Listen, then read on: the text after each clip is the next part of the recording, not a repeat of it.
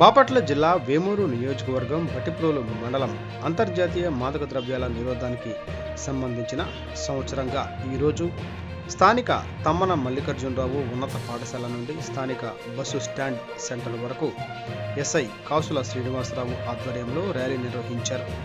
ఈ సందర్భంగా ఆయన మాట్లాడుతూ ఈ కార్యక్రమం 1987 నాటి నుంచి జరుగుతుందని, దీని యొక్క ముఖ్య ఉద్దేశం ఈ రోజుల్లో యువత చిన్నపిల్లల నుంచి పెద్దవారి వరకు ఈ డ్రగ్స్కు బానిస అయ్యి తమ యొక్క జీవితం నాశనం చేసుకుంటున్నారని, దానికోసమే ప్రజల్లో అవగాహన కోసం ర్యాలీ ఏర్పాటు చేశామని, ఈ డ్రగ్స్ నిర్మూలించడానికి కేవలం ప్రభుత్వమే కాకుండా ప్రజలు కూడా తమ వంతు సహాయం చేయాలని, దీనికి సంబంధించి ఎటువంటి ఇన్ఫర్మేషన్ ఉన్నా ప్రభుత్వం నియమించిన టోల్ ఫ్రీ నెంబర్కు డయల్ చేయాలని భట్టిప్రోలు ఎస్ఐ కాసుల శ్రీనివాసరావు అన్నారు.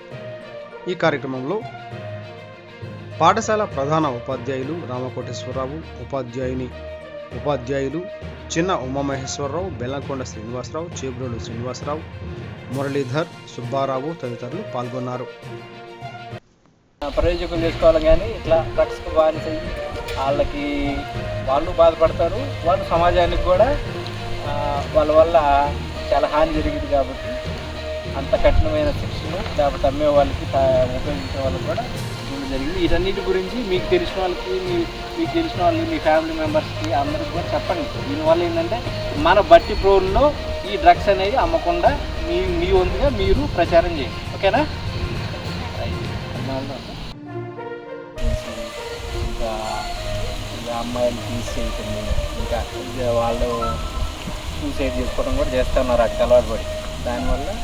దాని నుంచి కూడా మనం టోల్ ఫ్రీ నెంబర్ ఉంది. ఇక్కడ మీ దగ్గర ఏమైనా సరే ఈ గంజాయి కానీ ఇట్లాంటివి అమ్మితే ఆ 14500 కాల్ చేస్తే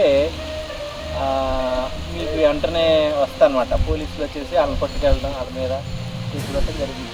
దీంట్లో భాగంగా ఎవరైనా సరే ఈ డ్రగ్స్ని యూజ్ చేస్తే 6 నెలల నుంచి సంవత్సరం దాకా జైలు శిక్ష వేస్తారు. అదేవిధంగా ఎవరైనా డ్రగ్స్ అమ్మితే 10 నుంచి 20 సంవత్సరాల దాకా జైలు శిక్ష వేస్తారు అనమాట. దానికి కోర్టు ఇచ్చినా కానీ 10 నుంచి 20 సంవత్సరాల దాకా జైలు శిక్ష వస్తుంది. సో ఇవన్నీ కూడా మనం వీటికి సంబంధించి మన ప్రిన్సిపల్ గారు నియమాల మా పోలీస్ సిబ్బంది ఒకసారి అట్లా వెళ్ళి మా ర్యాలీ చేసేసి అక్కడ మానవపరంగా కొన్ని స్లోగన్స్ ఇస్తాం. అక్కడ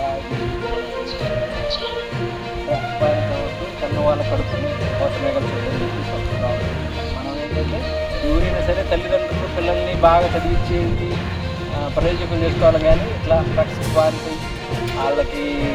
వాళ్ళు బాధపడతారు, వాళ్ళు సమాజానికి కూడా వాళ్ళ వల్ల చాలా హాని జరిగింది. కాబట్టి అంత కఠినమైన శిక్షలు లేకపోతే అమ్మే వాళ్ళకి ఉపయోగించే వాళ్ళకి కూడా జరిగింది.